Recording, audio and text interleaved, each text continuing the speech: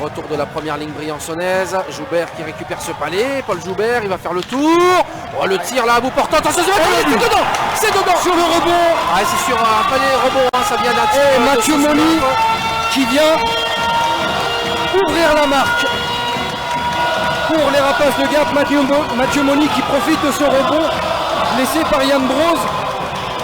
Oleg Sozou. Bazevic contré par la crosse de la garde. Palais jouable. À la retombée, c'est Golicic. C'est Torres qui récupère ce palais. Et un lancer pris qui passe. Oh, le but, et le but. Et oui, et le but. Et c'est sur.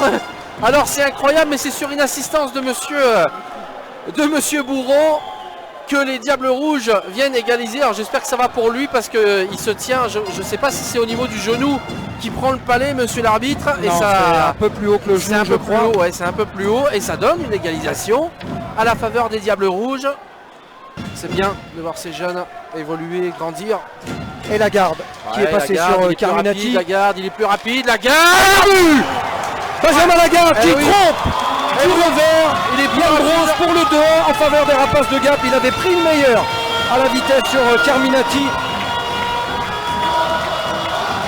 Alors qu'on était en train de changer d'alignement côté Rapaces de Gap, Lagarde qui s'était retrouvé le seul homme sur le glaçon pour les Bleus et qui est venu fondre sur la cage de Yann Broz.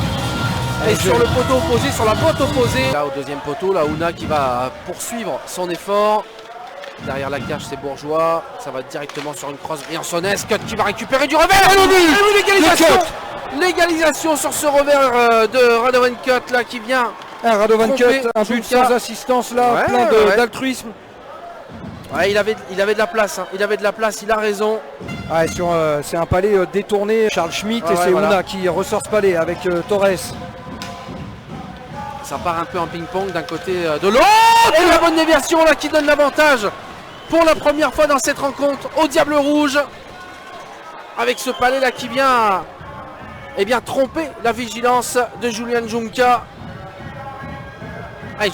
Je sais pas s'il est touché. À mon avis, il est touché ce palais. Il me semble que c'est Tomko qui vient contrer. Je suis pas certain. En tout cas, ça fait 3-2 pour les Diables Rouges. Alors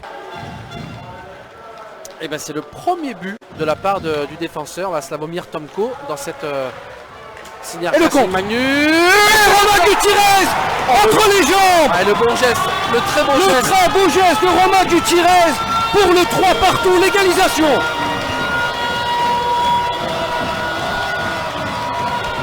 Là c'est vraiment au mental là, que les Rapaces ils reviennent dans cette rencontre là, le derby qui porte. On a shoot, ça passe à côté ce palais là.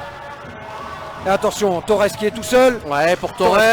Torres, il va prendre un shoot. Et le but Torres. Oh, quel but de la part de Torres là que j'avais justement coché en tant que meilleur joueur de mon côté. Et qui vient trouver la lucarne opposée sur Julian Junca. Quelle option pour les Diables Rouges à 2 minutes 35 de la fin de ce match. Torres qui était seul en bas de l'écran. Il a bien été contrôle du palais immédiatement avec ce face-off disputé. Attention, ça va partir.